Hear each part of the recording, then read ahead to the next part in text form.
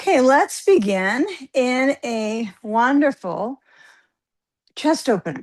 I love this one. This is kind of my go-to in general, is this first little set of circulation in the respiratory muscles. Now, if you need some more support under your head, like if you are congested at all, you will want to keep the 2 blankets, FYI. So you're going to sit on the little block in front of the bolster. They're all attached. You don't want to have any separation like this between the block and the bolster. So it's a continuous, because you don't want that in your spine either. You don't want separation and things. You want things to have that continuous vertebral support. So once I feel tailbone on the block, and that's all the tailbone pressure I would like, thank you, then I'll lower back and it kind of smooths out. So if you've lived in your body for a while and you start to settle back into the kind of moving your way onto this ramp of existence for your breathing muscles. Okay, now if I feel like I need more blanket support, I add it. I do not recommend that you make it too bulky. Let's say you need the height for your breathing. You might even push the blanket down so it supports the neck if you're using it to help with breathing. Otherwise, those of us that have it from the occiput up, we're trying to settle the chest open. Grab a hold of a sandbag if you have one. Now, if it's too much with sand, just pass on the sand. But you might explore, if you don't want the sand across the ribs, I would take time to explore directionally where the sand feels in the moment, where you can respond with breathing, right? Like, I know you're going to be breathing, but how does your breath and the quality of your breath feel if the sand is across or it's lengthwise? Okay. I'm starting to get a little bit more comfortable with the sand to my diaphragm movement. So a little bit below navel, but it's taken me some time. But recognizing that there's so much importance in the lumbar lymph nodes, I'm feeling like, should give them some love. I should give them some touch, right? So, and that's a rare area I get, to touch into, because even when I sit, it's not an area that gets touched. So as I possibly stretch the legs down, or I keep the knees pointing up, or I bring the soles of the feet together and the knees apart. And the arms kind of obey the whole directional assignment, is to open through the breathing reservoir, through the abdominals, right? Again, so much lymph in here affecting everything. So if I can find a moment to let the abdominals receive some circulation here with the sand. Some of us will keep the sand at the ribs. That's okay. And then as I open out with the arms, you can have an eye pillow on, and then just settle into the circulation of the breath, feeling the portal moving in through the nose, or if it's required, you might have to breathe through the mouth, but settle in your throat. And feeling what might be okay, right? Some of us breathing's okay. Some of us might feel that our alignment, that's what feels okay. So if you're reaching with the rib cage, which is kind of foreign to our daily just habits, is to have this type of shape, and just let your body receiving the beginning of the practice, which is healing and regenerating. And anytime you need a shift, right? Let's say the chest opener brings up a lot of challenge, you can always shift into something I'd suggest would be like a side sage. Or so we're all experienced with this practice, giving yourself the opportunity to follow it or to find something that resonates for you in and out of the outline of the practice. And as you inhale the breath, filter through the nose. And along the exhalation, just simply empty the lungs.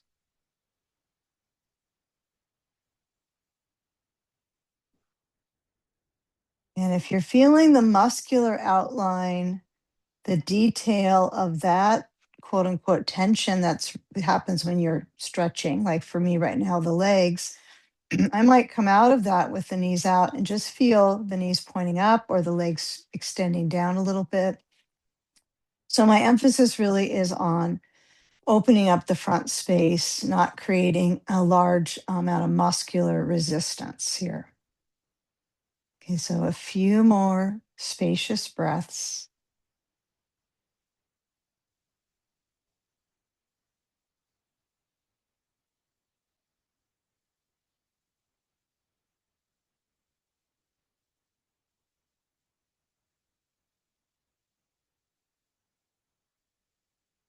Okay, now if you have a sandbag on, you're going to put it off to the side.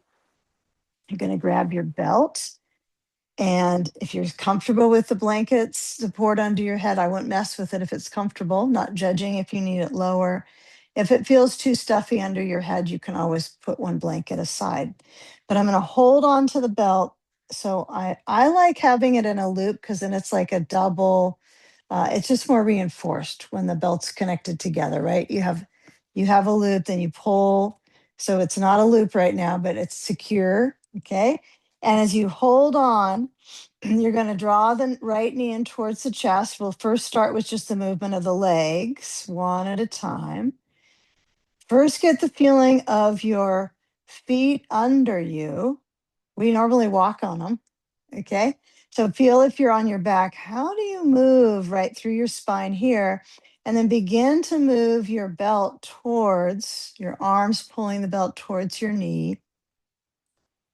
Yeah, relax your vision that you should touch the knee. In fact, I think that's not quite the best thing. Just feel the linking of your front space that you've been just kind of delicately trying to open up. And now you're feeling where there's kind of the reserves of the muscles when I bring my arms forward, well, they're towards the leg. Then I can feel my back on each side get a little bit of a stretch. My knee draws in. Now, if you're not happy with the block under your tailbone, you could do this without the block, meaning you would just push back and be on your bolster with the back of the pelvis. Some people find it's too much pressure with alternating knee to chest. Okay. Again, we have direction. We're not trying to make the detail the knee touches the chest. But let's take the last two. And then as you're motioning, reach your arms back overhead. And I want you to pull and get the hands a little further out, right? So you're not having them shoulder width. You're just giving yourself a generous hold on the belt. So the elbows move out to the side. Instead of straightening the arms, your elbows are bending out to the side and feel where the shoulder, right? You might be lucky and be able to feel your bolster with the blades a little bit. So kind of feel that and then relax the grip on the belt. Put it over to the side yard because we're going to need it. Don't bury it with your blanket. And then you'll put one of your blankets back. And then already you're slanting back, right? This is already the beginning of coming into an inversion. Okay. I don't need to move my bolster very far. So I'm going to walk the feet in, knees point up, and then I'm going to push into the feet. And here's the interesting part is feeling the skull and then feeling what's the other big bone areas, your pelvis, right? Cranial, sacral zone. So I want you to push into your feet and push the bolster down just a couple inches and then rest your pelvis on it and feel, can I lift a leg up like I just did? Can I lift another leg up? Do I feel like I'm too close to the block? You don't want to touch the block. I think that's the rule here. You want to keep the tailbone on the very edge here on the bolster. And then you're going to look for where that ball went. Probably already rolled away. Place it center of the knees or the thighs and span your arms open straight out. Okay. And kind of find the change. We had the arms overhead a little bit, pulling. They're a little bit out. Now just let them be straight out. Okay. Shape of the letter T. And then the knees are going to go side to side as if you're moving your knees towards the arm on each side. So the back of the pelvis is lifting one corner to the other. So feel the border of the pelvis And some of us don't want to focus on the detail of the bones, I think. We're like more feeling oriented in the practice. So you might even just close your eyes. And as you have the knees move to one side, feel that it's a twist, right? So that squeezes from one side to the next, right? It's helping the organs get a little bit more tone by compressing and contracting in the GI tract. So it's okay if you don't have a goal to touch down with the leg. I can't touch down because I got a bolster. So I'm still kind of hovering over the ground, right? So find the right amount of movement across the back of the pelvis, feeling one side pressed. Notice the front space gets that squeezing digestively. And then the last time we come back and center, let's take the ball behind the left knee because you can see that leg better on me right now. And then just make some circles. Okay, what does the other leg do? I think I prefer just putting the foot down. Okay, of course, you don't want to kick the other leg, it's pretty close by. But kind of get familiar with your hip. Go both directions. Could be a little tricky to keep the ball. But feel just where is the muscle tone. See if you can feel you're just kind of moving around out of the hip itself. Even just curious movement for a few more seconds here. You might feel the knee move out. You might try to circle the hip around versus just pushing it back in center. Yeah, it has opportunities, doesn't it, to move around. And then switch the side of the ball behind the knee, the back of the knee, and then circle. The other leg could straighten out. It doesn't have to stay bending. You could straighten it out and feel what that's like. You could keep it up with the other foot off the floor. Feel the circling. You might like that because it allows the pelvis to work in unison versus having one side isolated from the other's movement. So I think it's pretty interesting. Okay, sacral, iliac, kind of the vine from there to the sacrum is interesting. And then we're simply going to bring the left foot to the right knee. Now, holding the ball isn't realistic. I've seen plenty of people do this, but I want you to just explore this. So you've got the ball. It may have already fallen out at this point. I'm surprised mine's still there. But you can have the ball at the back of the knee. This is so you're not twisting so much in the knee. You're supporting it. You're giving it some cushion. So the right foot to the left knee, and then the knees towards the chest. Completely an option. Okay. My version I like to work with, and it's not mine, but is to just take the ball out and do it just a traditional classical figure four, hold the back of the left thigh. There I go. But you might go, oh, when I had the ball there, it kind of worked for me. Kind of felt helpful and supportive of my knee because once I take it out, right, it kind of tightens up the back of the knee, right? The ball just gives it some space. So some of us having done Iyengar yoga, we remember where we used to roll a towel, put it behind the knee for some poses like this when we're sitting. So it's pretty similar to that, but it's a little bigger than a towel. So if you got knee challenges, some days you might get a hand towel, roll it up, just put it next to your mat. And then when we do some of these types of poses, you would just place it behind the knee. You just put that roll behind the knee to open it up. Okay, so if you're feeling like your bolster's not under you, it's not supporting you, you can just hold on to it and go a little side to side till you feel like you are lifted. Your pelvis is elevated. That's the key. So feeling maybe the left leg is going to lift up a little bit, using that to help you with the stretch in the right hip. Just taking a few more slow breaths, maybe closing your eyes.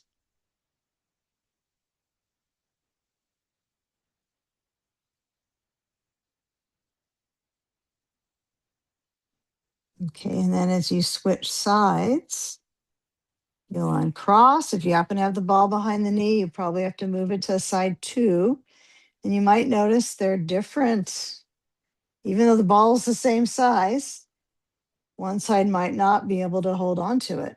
right? For all kinds of things you can analyze. But I'd say maybe give it a try. And then if it just seems a little odd for you, just put the ball to the side. It's just an idea. Okay. So as I'm holding the back of that right thigh, I feel pretty free without the ball. Okay. It is a little bit of clutter behind my knee, so it's up to you. But if you're liking it, the leg could go up, the leg could bend. We'll do about another minute on this side. And you can always do movement with this, lifting and bending and feeling from without looking at your leg, feeling what it's like to lengthen it out, and then noticing how that brings a little more pressure into stretching the left hip. And then as you bend the knee, it kind of centers the back of the right side and the left hip opens. Just feeling as your in breath pushes the belly to expand, and the out breath relaxing the belly and just massaging into the organs.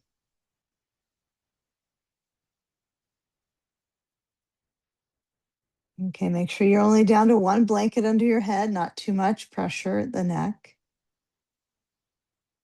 And then as we start to shift out, what we'll do is we'll just get our belt again. And we already have our left foot close, so we'll put the belt under the left foot, stretch the leg up, let the right leg relax down. Okay, first things first, we got the hip on that left leg kind of up on the bolster. So as we cross the left leg to the right, we're going to hold on to the belt with our right hand. Okay, and as we're crossing, go to the point where you feel, okay, feel connections now. The connection of my IT band, you might notice the side band above the side of the knee, the rotators here. You might play with, since you were just using them so much in the last pose, you might bend the knee a little bit, and you might decide to go back up with the leg and feel how it delivers that circulation from the leg span into the hip. Just take a few moments here. Okay, not overdoing it. Find what's reasonable, especially since the bottom leg has the option to bend more or to just extend more. Feel the difference if you push down through that right leg or if you just give it some slack and bend it. That's probably your best option. So you're not creating a lot of friction in the hip itself. You give it some encouragement, okay, to go across. It's boxed up most of the time, right? It's not in this position very often. So as we bend the knee, we want to keep stability. We're going to come back center. We're going to put the right foot into the belt, and then we'll just switch sides and go at your own pace. Maybe it's let the left leg reach. When you kind of get a little more advanced in this work, if you've been doing the practice for a while, the exploration is the big key after so many years into it. So just feeling the outline with the shapes that we're guided into, and then explore it. Like maybe you have some challenge in the ribs or the shoulder or digestively. So you might bend the knee a little bit more so you can just get a little easier coat of movement in the abdominals, in the hip abdominals, because the ability to move the leg over is going to encourage this, you know, pressure, right? Openness ascending, pressure on descending colon, the lymph, right? The lumbar lymph in here. Right arm is open. Okay, now we're going to be moving from the side band of the right thigh all the way into brain float, which is going to be that hamstring kind of development all the way into the calf. So go slow, bend the right knee, and notice if you bend and you have the knee pulled to towards your ribs, or you bend the knee and push the foot down. They're both okay. Just kind of feel what works for you to kind of harness that stability in the leg to bring it back center. And then the right leg stretches up. And you might kind of check out, is the belt connected? Is it? So the loop is probably maybe something you need to figure out. Is this long enough? Is it a big enough loop to put behind my head? If it works for you in the beginning, then just go for it. Okay. It's kind of random, huh? Sometimes it works, and sometimes you have to fuss with it quite a bit. So take your sandbag and place it from belly. Remember, the sandbag is pushed on from top to bottom. It's the same thing if we use like an eye pillow as well. It's from forehead down, not from mouth up. So we're pushing top towards the quadricep. Okay. Don't worry about how far the sandbag goes to the knee. You want to find, oh, that woke up my hamstring a little bit more. So maybe I need to give a little more slack to this loop that's around my head, or maybe I just need to bend the knee a bit. And then as you're in that trance of support for the brain stem, you could let your arms open. You could touch the back of the skull right at the brainstem and notice. So for me, my belt, let's see, yeah, it was pretty high up. So what I had was my belt not at the, there's my occiput, it was a little higher where it worked for me. And some of us, this cranial area is kind of rounded. Some of us, it's more flat. So if you go around a group of people and kind of help them out, you'll be surprised how different we can be. So just there, a lot of places, but that's one. So be sensitive to your needs. And if you don't like the belt around your head, don't do it. It's okay. There's so many opportunities to try other things. You could have your hands in the belt. This is a nice modification. So this doesn't, we don't need to call it a modification. It's a variation. So the belt's between the thumb and my index, and I'm stretching back overhead. I can still have the sand on my thigh. If you have a really long belt, it's, I think, my very favorite, but I just can't convince people to do this, is to bring the belt overhead and place it not on the neck at all. No neck, but it goes to my upper ribs and my back. And then I just love this for breath focus. Okay. I get the tail of the belt on the other side so I can easily adjust and pull. And it's around my ribs. Yeah. And I like that because there's no pressure on my head. But some of us like traction with the neck. That's okay. And it's easy to get out of it. You can just bring it over, but bring it back to your brain float. All right, now switching sides. So you might even get a hold of your right leg and just kind of just notice, maybe do some brushing work on the back of the knee, back of the thigh. So kind of notice, okay, this is about where the bend is in this right leg. I want to have the same inside too. So I'm going to take the sand off, bring the left foot up, maybe hold the back of my head so the belt doesn't completely slide away, and then go to side two. It's difficult to have both feet up for some of us, but when I originally learned this is how we learned it, was both feet in the belt. Okay. So right leg goes down. Sand can go on the thigh anytime, but just kind of feel on this side. Do you have habits to turn the leg out? I do. Okay, I'm kind of noticing it. And then it will affect all the way up into the pelvis. Okay, so hip to hip, frontal hip bone, notice, belly relaxing, and sandbag on the top of that right thigh. And just, you might decide to keep it really high up on the leg. Some people will kind of pivot the sand so it's not quite straight down. It kind of contours on the quadricep. It's like slanted a little to the right. I tend to worry it's going to fall off if I'm going to use it at all. And surprisingly, it does feel okay close to my knee, but I'm just going to keep it where I can actually handle the sandbag. Okay. Belt behind head or hands holding, or just loosen it up so there's a big loop and place it to the upper rib area in the back. Okay. Yes, if you have questions about that placement, you're like, I want to know how to do that, just let me know so I can help out. Okay, so get a feeling of that reach through the back line of the left leg. And if it doesn't feel shaky, you're feeling okay with it, it's okay. You don't have to make it more challenging, right? You're restoring. So to try to push it further is really not our on the program here. We're already reversing the effects of gravity on the heart and the lungs by having the pelvis up on the bolster, then having our legs go up. So we have at least two kind of inversion qualities. One is the pelvis, and the next is the legs, or getting our head below these planes. So try not to let your head get pulled up very much on this one, like yanking on it. Instead, I'm almost emphasizing my head moving back to my blanket.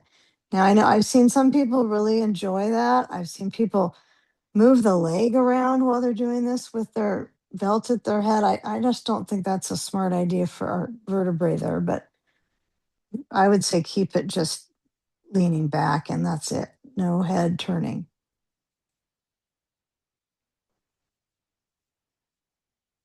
Okay, so then when we start to transition, the thighs are going to reverse that the pull on the muscle completely. This is the back line is stretching, right? So when I move my sand, then I bring both feet up. I hold the belt in my hands, slide it off the back of my head, and both legs are reaching, hands reaching back overhead, perhaps. Okay. And then we'll go into wide stance. So as we start to move into the leg float, we can push the feet out. If you push them out and that feels like the right amount, but you got a bigger loop to go with, just get a hold of the belt and cinch it up, right? Because you don't want to overexert this one with the leg muscles. You can feel just enough, right? Again, it's not about the stretch, it's about the circulation you receive from the pose. Right? Even if it's just this mild sense of directional flow back to the heart. It's happening. I mean, you're not going to feel the nerves around it because that protects you from going crazy. But, you know, you don't actually feel the rushing of fluids, right? But you know it's occurring. And you can tell that in your brain, right? When you go upside down for a while, it does shift you a little bit consciousness wise. It gets you a little calm. Okay, so take a few more moments here. This is one I like to stay in for a little time. And maybe not having the legs as far out is better for you. Maybe holding the belt and bending the knees is better for you. Okay, maybe you move the bolster if it just doesn't feel like it's supporting you enough. So kind of develop a relationship with yourself after all. Yeah, kind of relate to your body's responses, feeling. It is pushing into breathing muscles with our bolster. Somewhat. I mean, I'm really short, so I can feel it a little bit at my ribs. We're all going to be a little different with our length and our torso, I know. Okay, now let's take a moment here. Notice when the legs are lifting, because we're going to start using the legs for movement in our torso. Okay, so notice the legs get this kind of relief. It's like, oh, what a relief it is to have the legs upside down. Okay, now when we pull, we're going to slide the feet together. All right. And then as we bend the knees, take the belt off. Okay. Feel the knees bending. Let that be the first order here. We just feel the knees bending. Okay. That's going to start putting some sense of kind of widening across the pelvis, right? The back of it. Right. When my legs are straight up, it's a little bit more compact on the sacrum area. My knees draw and it kind of widens. So I'm gonna I'm gonna put out there that when we do our drawbridge or lift and lower, let's try it. Get to decide. Do you want your ball between the knees or a block or nothing? I'm gonna go with nothing. Okay, just because I'm very curious about how this responds in people's lower back. So you get to decide. I'm going to push the bolster down now so that's no longer under my pelvis. And then just have your feet on top. And actually, right when I did that, I felt like, oh, my sacrum liked that. No, it doesn't have the bolster. So you might have some similar sensations, like how am I going to make peace with that? So my feet are apart and I don't have anything between the knees, so I can have a little more space. Now, when I push into my feet, you can either keep your blanket like that, or you can unfold it or unroll it, however you have a blanket. So it's a little less height under your skull, not your neck. Okay. Your neck is not your skull. It holds it though. It has a lot of work to do. Okay, so push into your feet. And then as you lift the hips up, let your arms either go overhead when you lift your hips up, or your arms are by your sides when your hips go up. Okay. Now, as the spine starts to lower down, pelvis down, arms go overhead. That's what I'm working with lately, just playing with different motions. Now, I think most of us are used to arms overhead when we lift the hips. Okay, so you get to be the decider. If you want to move your arms overhead when you lift your hips, you do that. I find what's interesting is when I'm lowering down, I'm kind of waiting for my arms to go down. I'm kind of impatient. So this one, when I move my levers and I lift my hips up and my levers go down, it's kind of spot on with the traction. Okay, but we're just simply going up and down, massaging the spine, strengthening the lower abdominals, and just feeling. If you just if maybe it's not a lot of the back that's actually going up and down, just realistically. And we're going to notice that when we use the ball at the sacrum, it's not a big terrain that you're actually, if we were to take a measuring tape and go, how much are you moving up and down the spine? But you might feel some reaction in your legs, your hips, the circulation into your sinuses. I mean, you're going to feel all kinds of things. Sometimes when that's more inflamed, you'll feel it more. So your work is on working with circulation pathways. And if it's feeling good, remark on that for yourself too. It's good to acknowledge when something's going okay. Okay, now when we're going up and down the spine ladder, okay, take a moment. We're going to lower down. We're going to grab the ball. Okay. And then as we lift the hips up this next time, now one thing I was planning, I'll let you know I was planning, was we lower down, we bring the knees out into cobbler, okay? And I actually was hoping you could get your feet on the block on the other side, because this way your legs are not like kind of lurking in this area where you're kind of wandering a bit with the knees. You have the legs on the bolster. Okay, that's option one. Option two would be you have the ball at the back of the pelvis and the knees are out and the feet are on the block on the other side. Your block may have moved away long ago though, if you pushed it away. So your decision is these options. Yeah, I'm not sure if I like the ball or not. Gotta kind of try them both. Definitely ball. All right, so just try both, right? And you be the decider, because this is important that you make that decision, that call on your own. Okay, you're pretty close to the bolster with the thighs, right? They're not far away. The legs are not going to drop onto the knees aren't going to drop on the floor, in other words. Okay, and if it's too much in SI area, right, you're going to go right into the rolling. So some of us, this might be like, okay, for 10, 20 seconds, and then you start to feel one side more than the other. That's the message from the ball, that you bring the knees up and you start to move your hips side to side. My message came sooner than I thought. So move your hips side to side, get everything out of the way. If you've got a top on that's kind of being pulled by the ball, make sure you kind of clear the space. So the ball is just really pushing onto the back of the pelvis Or are you pushing on the ball? I think it's you pushing on the ball. So shearing the sacrum, going side to side. And just as you're feeling that movement across, is the belly like pushing up, or can you find a way to let it kind of relax? Because it's moving side to side. If you were like standing and just wagging your tail, moving side to side, that's what I want you to work on here. Okay, so it's okay if the belly expands and contracts. We're not going to judge that, but we are trying to do a little stretch in the abdominals here. Okay, now feet can be on bolster. Okay, feet could be up. Some people like to lift a leg up or lift both feet up off the bolster. That's up to you. Okay, now let's start to move that ball with our hand. We're going to move it over to the right rear. So it actually has to go several inches over to the right.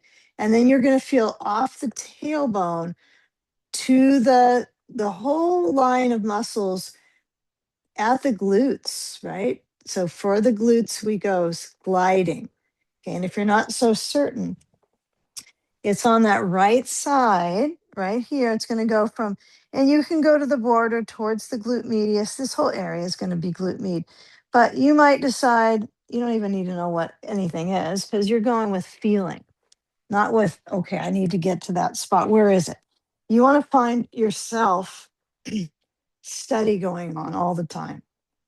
Okay, so as you're pushing into that ball and the ball's pushing into you, they're both kind of equal, I think. And it probably will be a little noisy, right? The soft, squishy balls are not completely silent. Okay, now as you're pushing, see if you can take a moment to get towards the border. So you're not at the glute, you're not at the center towards the the crack, right? You're towards the edge. See if you can get the leg to move a little bit out. Like just imagine if you had a belt under your foot and you're letting your leg fall open.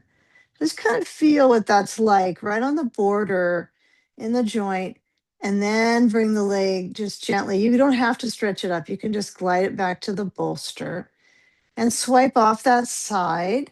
Bring your knees to the left, side to side, and take the ball to the left side. Okay, now the hip is part of this movement, right? Okay, it's not just spine stuff. It's you got to use the pelvis. So when you come on up to that ball, you're going to mount up on the left buttock. You're going to glide side to side. Okay, and you might get a feeling for your hip gliding. Okay, or just attend to the muscles that you sense in that left side. Again, blanket probably after we've done the drawbridge and the lifts and lowers on the spine, you might want it a little bit higher under your head. I just noticed that. Yeah. So you want to feel the skull has padding. I think that's important for this one because you are kind of digging into these tight knots here. And it's just a broad span of the connective tissue with this softer ball to melt that tension. Oh, I wanted to melt. All right, now let's keep a glide. Couple more swipes on the left glute. Again, we're going to try to find towards the border. Maybe let the left leg stretch out. No rules that you have to do this. We don't have any of those. So you decide. You got to breathe though. That's something you're required to do.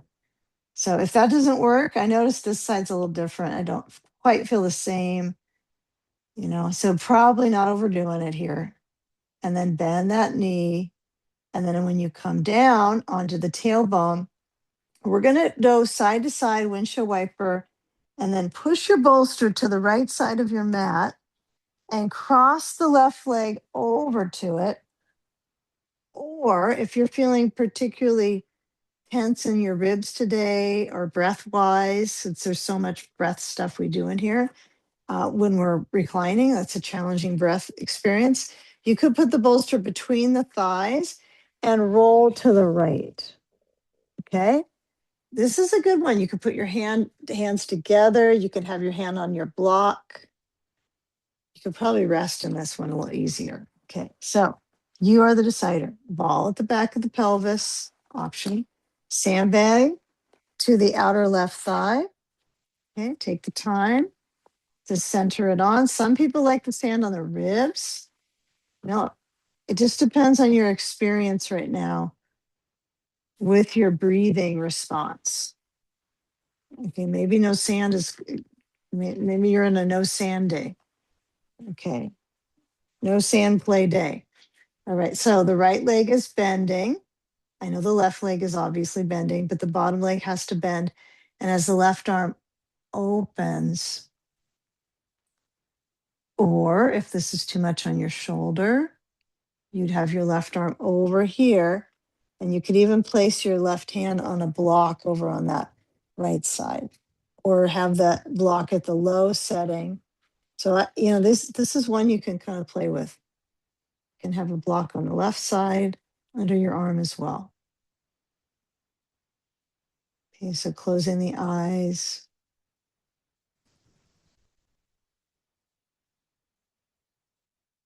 And just feeling where the pull is muscularly in the hip and the thigh.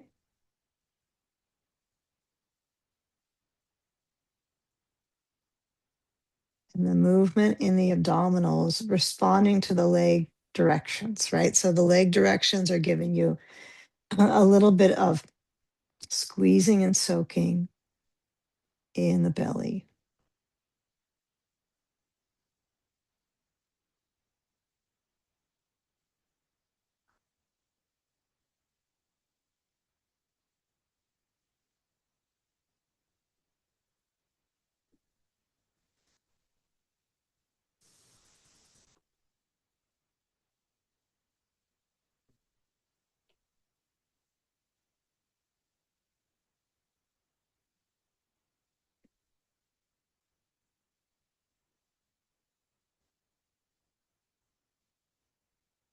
Now, when you're about ready to come out of this side, you might try, something new than what we've always done. You can take the sand off. If you didn't have the bolster between the knees, that's okay. But see if you can bring both knees to that right side. You can place them both on top of the bolster, or you can have the bolster between them. It's just a different way to kind of carry yourself out with the pelvis, right? We want to be kind to that. We would like that to operate well and have as little challenges in it, or we want to keep it kind of stable here. So instead of kind of having a sharp turn, give it some compact energy, some heat. The knees over to the right doesn't mean your bolster has to be under them. Sometimes that's too much back stretch for some of us. It's just not open for that. So when we come back in center, use your hands to help you. Okay. Use the right hand to push the knees back in. If you got a ball there, oops, you got to move it aside. And then just make some circular motions with the knees together around the outer rim of the sacrum. You don't have to hold the legs, but it sometimes feels good too, doesn't it? Even if you're just kind of holding on lightly, you don't have to hold your patellas, but you can hold the sides and then go other direction. And then we'll get ready to go to side 2 at your leisure. So we grab the bolster, that's the workout. And then we've got to move it over to the left side. At least the knees are telling me so. Okay. So one other idea, if you can't get your leg on the bolster, is you could put your block under the short end. Okay. So for example, make sure you can see this in screen here. So you could put the block on the short end so it elevates it. Okay. Yeah, I find that to be helpful if I don't use sand, because the sand is going to make your leg go on the bolster. Right? It's going to help you quite a bit. So surprisingly, it's cool here. So those of you who are in warm temperatures, we'll get there. All right. So no rush. All right. Ball at the back of the pelvis. That's key for me. I've tried it multiple times without. And I like that. I kind of push it in so it's a kind of cushy anchor. And as I add the sand, that's kind of a development, right? on a new day, you don't know exactly how your body's going to respond. So you might try to get it assembled in the middle, kind of on the belly of the side of the leg where you think it's kind of the most, it's the biggest part, right? Some of us will say, no, it's a higher up, but as far as just how everything meets, nerve wise, right? If you were to massage it, probably that could be a pretty responsive area. So get that sand on where you need to, right? It could be on your hip bone. Some of us like the sand up here, right? Like it's soothing. Some of us, the sand a little lower. It's got more stretch to it that way. Yeah, kind of think about your skin when you're giving it that stretch, not just in the muscles, but your top layer is getting this pull. And then as the right arm opens, perhaps, yeah, if you're a little pinched in the shoulder, have the arm go a little lower and not overdoing it, right? Even if you're feeling like, I'm going to go a little further in my practice and really twist it around, find just like 10% less and see if you can kind of bask in that. It's okay. You don't have to, remember, gentle is the new advanced. That's what I like to remind myself. And at best, you can feel your breath. It gets a little bit of a workout here, right? The respiratory muscles, the costals, the ribs.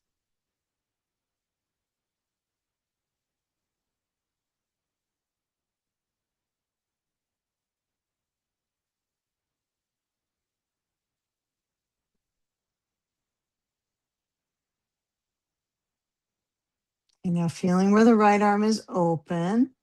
Feel where your head rolls to the right.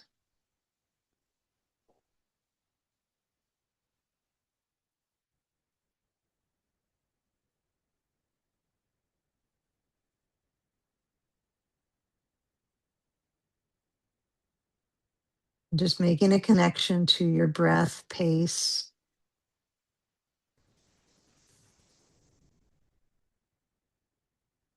And it could also go in towards relaxation pace where you're not emphasizing each one. You're just not directing it anymore. You're directing letting go.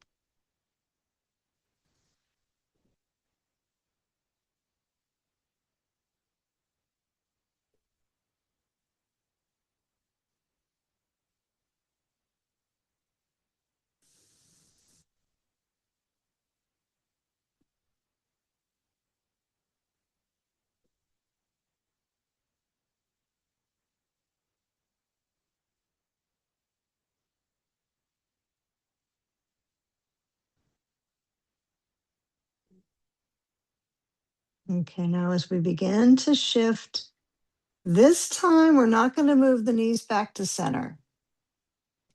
No, we're going to go to sage pose. So we have started directing the circulation in a sensibility of rotations. So we're going to go from this kind of isolated area of the hip going over, and then we're just going to branch it up into from hip into the ribs.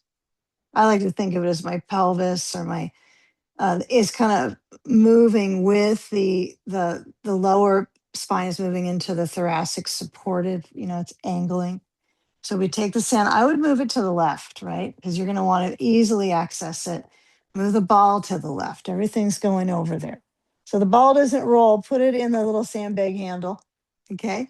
And you're going to roll, roll, roll. Now, again, your knees could stack. I think I'm liking that. I wonder how accessible that is, though, because oftentimes it's hard for people to get one leg over. But if you get both legs together, okay, and then moving the ball. Remember, you don't have the ball. You're going to move. You're going to slide your knees off the bolster. You can just push the bolster away. And then you're going to come on up. You don't have to go very far. And you're going to move your bolster under the ribs, not under the hip, but under the ribs. The bolster's already been under the hips. Okay. So I know this bolster's doing a lot. Ode to the bolster. All right. So take your blankets, stack them up, make a good stack. stack about the height of the bolster. Mine's a little lower. I could probably take my top blanket and fold it once more. This probably feels a little more comfortable for me. The area that I have a little tension in when I do this is my neck, when I kind of start to just center in it. Some of you don't. So the block option is overhead. Option is not to use one at all. And also, you might even put your block over next to your blanket so your hand could go there. I would say this whole direction, it's either going to be overhead, a little to the right, or down to the blanket. And I would just try to move it around when you get there. So ball under the right knee, option. Sandbag on the hip, definitely an option. Okay, could go across it. Now we're lengthening this direction, right? We've been doing this direction for a while. Okay, so now that we're going up the side channel, it might be like, oh, I want the sandbag this way. Yeah. Decide in time, right? Don't feel like you've got to make the decision. And whatever reason, the blanket feels a little too bulky for my neck right now. Just a tiny bit. Let's see if I can make it work. Okay. So pull the blanket in so it supports you. The only thing that's not on the blanket or bolster is this left arm, right? I got my ribs pushing into my bolster, and my right arm is either reaching overhead. Now, some of us have this rib turn that we already are working on from the last pose. So this is already warmed up. So you might be surprised that if you do sage pose in the first 20 minutes, it's a little more, tense and stiff than if you've done it now this time in class. You've already warmed up the rib area. So it's nice. So this feels pretty good for me with my arm, but normally it doesn't. Normally I would probably want my arm over here or maybe here, like if I wanted to be honest with you about it. So you're the decider. And you don't even have to have it on a block. It could be on your blanket. It could be on your side. Yeah, so find what is realistic for you to feel the direction of the sidominals opening. That would be the key. Sidominals are opening. Torso, ribs.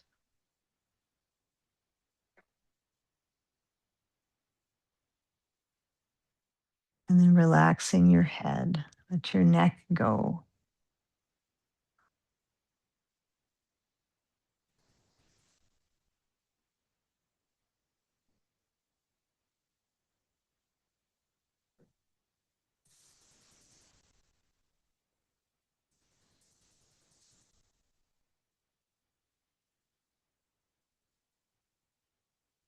Okay, now as you're feeling that reach with the arm, with the extremities, right? Even the legs have a little bit of reach, the top leg.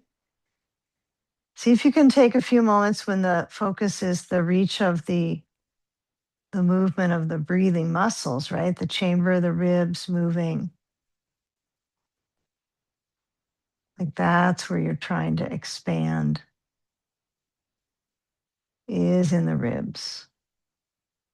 So if the arm starts to get tired when you have the ribs moving, number one, you've been in it longer. So the arm is going to get tired. But if you notice, once you move your emphasis into your breathing muscles, it instantly gets tired.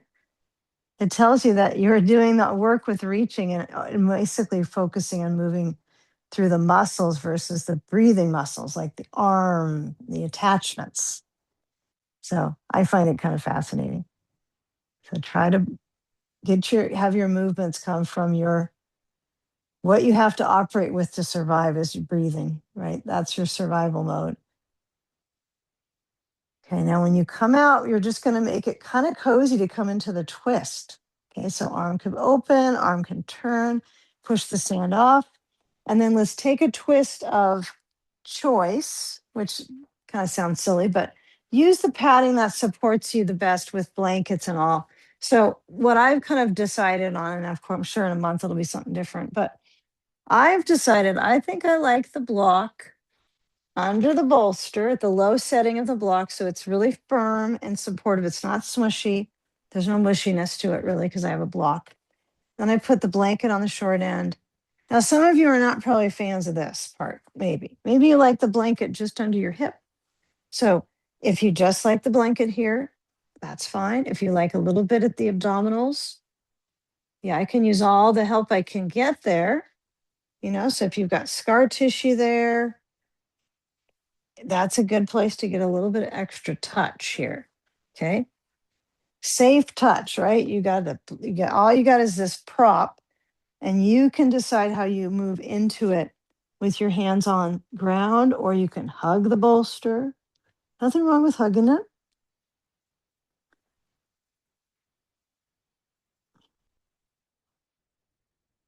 Yeah, especially if you have a hugger mugger, huh? It's the hugger mugger move, right? Hugger mugger bolster. Hug that. So when I'm leaning in, I just want gravity to help me come into the twist. Legs can be stacked, top leg can stretch back.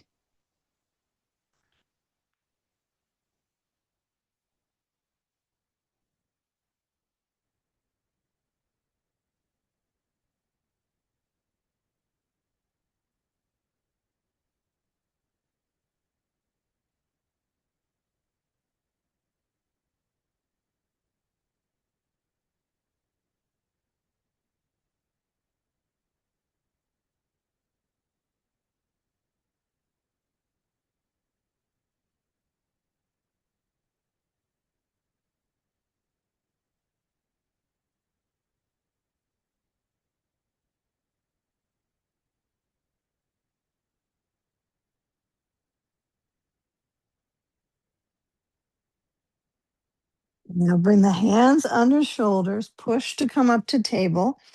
And this might be the perfect opportunity to keep all the props the same way on the bolster, and try coming into a little bit of up dog, or when you lean into the props, let the tops of the thighs rest down and just feel that natural curve through the back. Okay, now just notice that, because when we go flat on the bolster, you might go, wow, the props are nice. Okay. Now you might leave the blanket on the short end next to your at the hips. So when you come back up, take the block, take the blanket off the top, put it on the other side. Then the block goes away for now. Okay. And we're going to go straight down. So I'm going to keep the blanket under my knees. I'm going to try it under the belly. I don't think it's going to be necessarily ideal. I'm just going to give it a try. But I want you, and now if you're a tummy timer and you've done this a many a tummy times, and you go minus anything on the bolster, that's great. Okay, it's all good. I would just try some things out and just see. The elbows are down in Sphinx pose. The tops of the feet are resting. I'm not trying to push into my feet right now, although they are touched onto or touched across. But as you're arching, yeah, just this is a good visualization of like a cat, a sphinx pose, right? So you keep the elbows pressing, you have that elongation of the spine. I know they have 53 vertebrae, a cat, right? So I think we can't quite match that, but we'll do the best we can here. All right. So as I relax the buttocks, which is not an easy task on that one, I want you to slide the hands back so they're under the shoulders. Okay. And then as you're pressing, you're going to push the heels of the hands down, shoulders back, just a little bit. Cobra pose. No, cobras don't have limbs. So the goal is not to shove the hands into the floor, but instead lift your hands off the floor. Let the elbows squeeze by the sides, strengthen in the spine, the paraspinals, right? The erector spinae, there's all these different areas that get some nice practice in the tummy time exercise here. And then relax it. Get your blanket, fold it, double up under your forehead. No, nothing pushing your nose or your mouth. And then just relax down. Just let it all go. Some people like to put the arms back by the hips, palms open. Some of us, that's just kind of weird pressure on the chest. So you're the decider.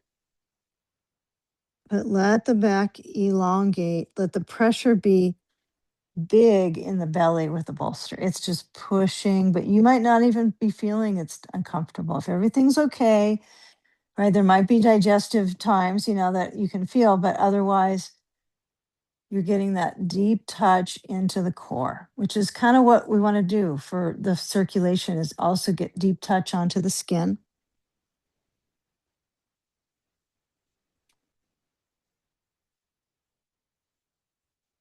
Okay, slide the hands back so they're under the shoulders. Elbows are in, toes are under. Okay.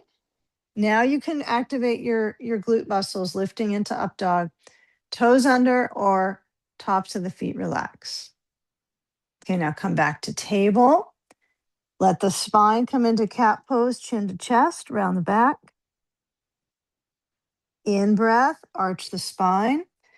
Now feel if you're moving from the pelvis. Are you trying to pull under with your head and neck to curve the back? Just kind of feel all the areas that you can get some energy from, right? Don't just task the spine, try to task the movement of your ribs and the movement back through the pelvis. It's kind of cool. Sometimes we do cat cow and it's boring. I would say it's could be boring. But if you've done bridge pose before this today, you might go, oh, this is even more interesting for my back than bridge pose. Okay. All right, let's turn our bolster across. Let's get our blankets stacked up on the other side for side sage. And you might just fold them up on your bolster, like use it as your folding spot, your folding table there. That kind of works out. If you can be on the knees, some of us being on the knees, not going to happen. Okay. So hip down, lean in. I know I've done the rib roll out with you before, and you're always welcome to do this. If you're like, I like to roll the ribs, go for it. Nobody's stopping you. Okay. So hip is center. Now my leg is my right knee is not touching my bolster. There's a little gap, a little sliver between, right? Like a really small piece of pie. There's a little sliver between for me.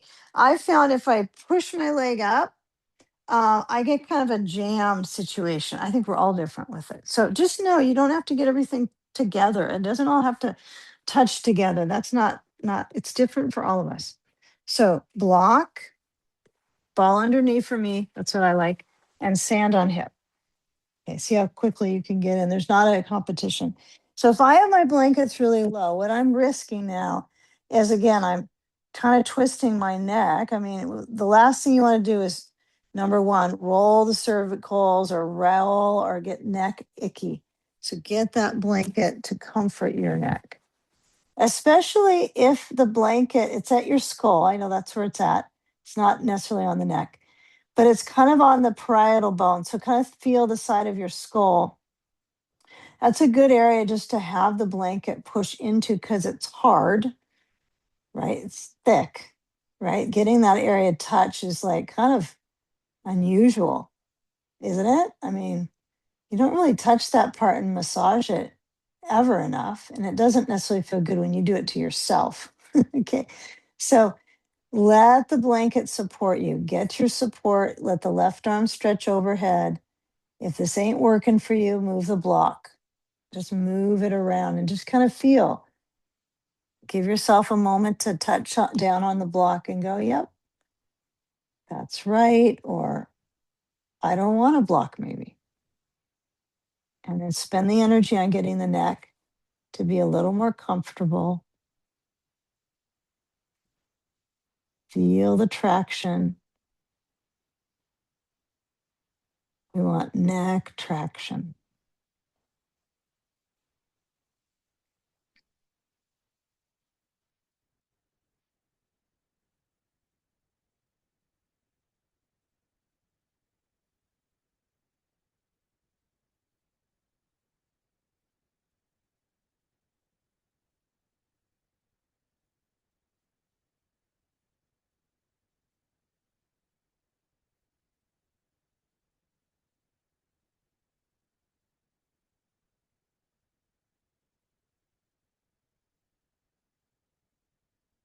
And now tracing the side line, right? The outline of the side, the side that's down, the side that's open or extending. And then we're going to go into the rotation, the twist. Okay, from our hips. So we want, pelvis, right, moving up in tandem. Everything kind of moves together. You're not trying to, use leverage or jolting and trying to hold the pelvis one direction and the ribs the other. You want to let everything kind of move together. So you're going to move the sand off and you're going to just slowly turn, probably move the ball at that point. And then again, if you want to simply do this, you want your blanket under your bolster and pivot, put a blanket on top like we've done before and come into it, that's fine. It's totally fine. And it might be just like you don't want to add anything under it or anything like that. But you could change it up, block under, bolster on top. It takes another 15 seconds maybe to do all this, right? Maybe 20, but it's not that big a deal. It's nice to change things up. And if you're not into the blanket here at this waist end, maybe you don't use that one. But as you turn, you're going to rotate and feel that the blanket is closer now to your abdominals. That's the nice thing about having the blanket on top is it's less for you to have to push and turn into, like it's moving the props up to you. That's kind of a thing you've heard of over the years, like, why are we using these? It's bringing the floor up to you. It's making it just easier for you to contour the body into these healing, and therapeutic shapes. So as I lower down, I let my head turn to the left. And then as I relax my brain, and if you don't like your brain turned this way, then you could push the blanket back and bring your forehead down to the blanket.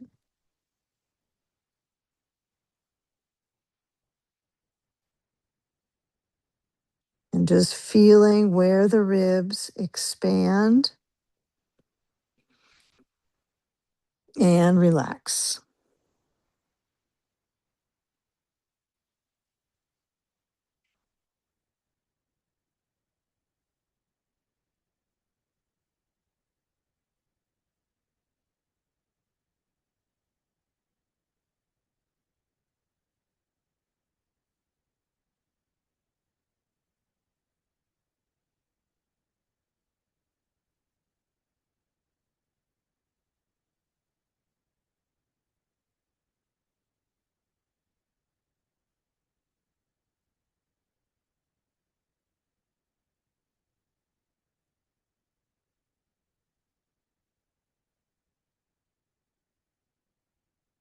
Okay, now hands under shoulders. We're going to have one fluid kind of wave motion through spine, and then we'll get into our inversion of choice.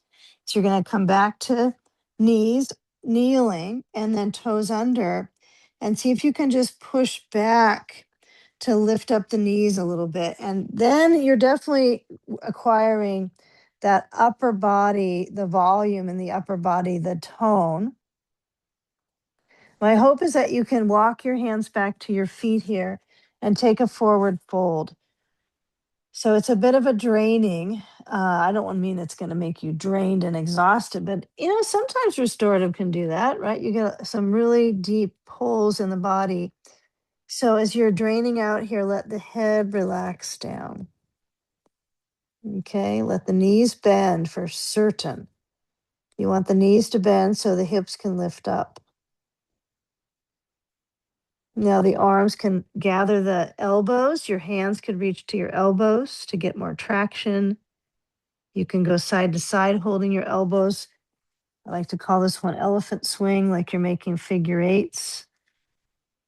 Okay. And just trace where, oh, where in your back can you loosen up? Again, knees bending, hands can hold, grasp the elbows, or dangle. Let your neck feel its movement forward and back, a little side to side, but no circling of the neck. Maybe no movement, just letting it move by being in traction.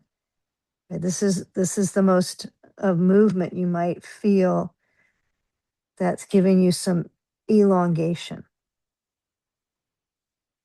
Okay, now you can feel it in your breathing muscles with that forward fold. Walk on forward, crawl on forward, bring your feet moving back, and then come down to just that kneeling position. And we'll slide off the blanket and we'll start to set up for our last pose. So if you're feeling that you want to have a little more support under your head, I'm going to show three versions. Okay, this one's not in the end version, right? So let's say you're feeling stuffy.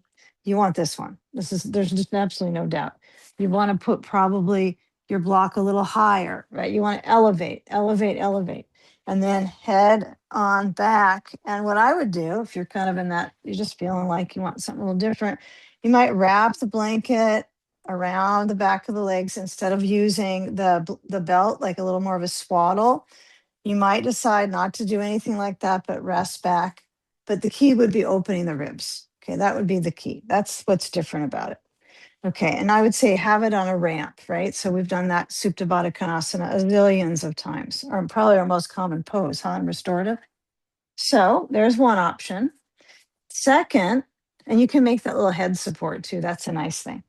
Okay, bolster at the wall, legs up. That's the most common as well at the end that most of us know. And I think many of us, not the brain, sorry, the bolster bench is pretty nice, right? You can just stack up everything and then lay back, legs up.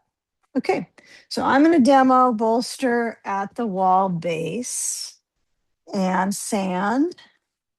And if you want to buckle up the legs, that's your choice. If you have an eye pillow, I would definitely get it. Okay. Having that curtain of darkness can be nice. If you're on the ramp though, and the eye pillow just slides down because you're elevated so much, you might just turn the eye pillow, perpendicular on the forehead, and that can be soothing as well. Can be actually surprisingly calming. Okay, so roll, roll, roll on the back of the pelvis for those of us Viparita Karanians. Okay, and then grab your sand. Now, if you're up at the wall and your legs are shaky, usually what you need is to be a little bit further away from the wall. So give yourself that generous movement away with a bolster. That could do a world of ease for your legs. Okay. And then if you add the sand, it goes to the feet or it can go to the belly. Yeah, I see some people like to do this one because your feet get stepped on so much. They just go, I don't want to have anything on them. And the sand can be across the belly. If you have a blanket, I would put it on the belly. Right, kind of wedge it around. And you can also place an eye pillow across, but the arms are open for all these options. Inhaling the breath.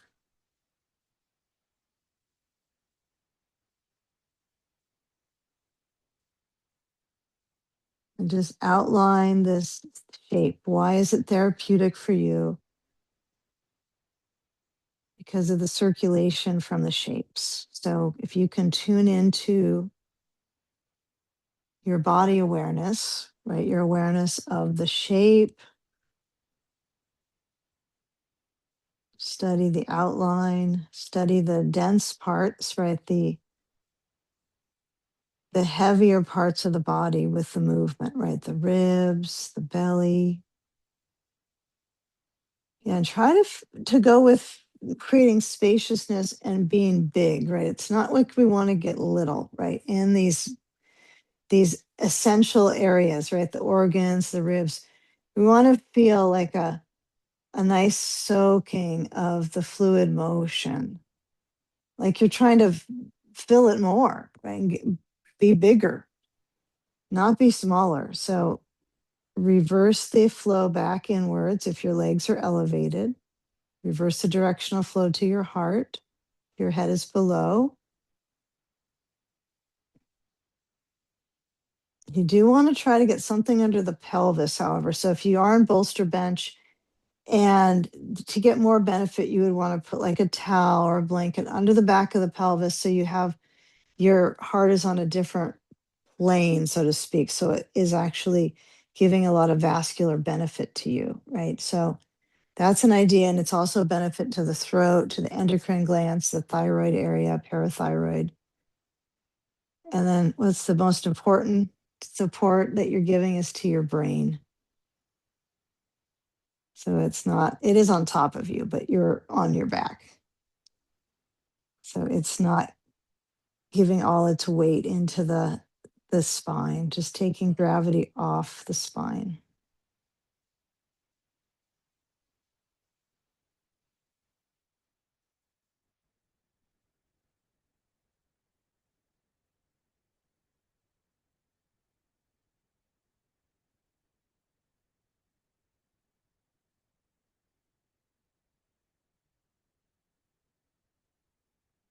All right, so feeling the passageways through breathing into the body. If that is an easeful motion for you, if it's a little tense, just notice the parts of the body that are even, the equilibrium in the muscular parts, just noticing before we shift out. Try to let the bottom teeth part from the top, relaxing your tongue.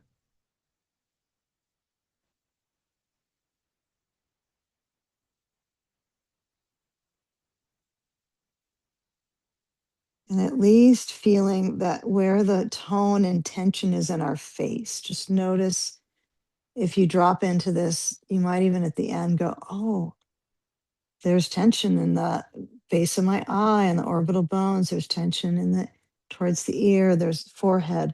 So at least you can tell where it might be. And this might not be the pose that you resolve that or you get to resolve it. It could be some other time, but noticing you might explore shapes that can help you soften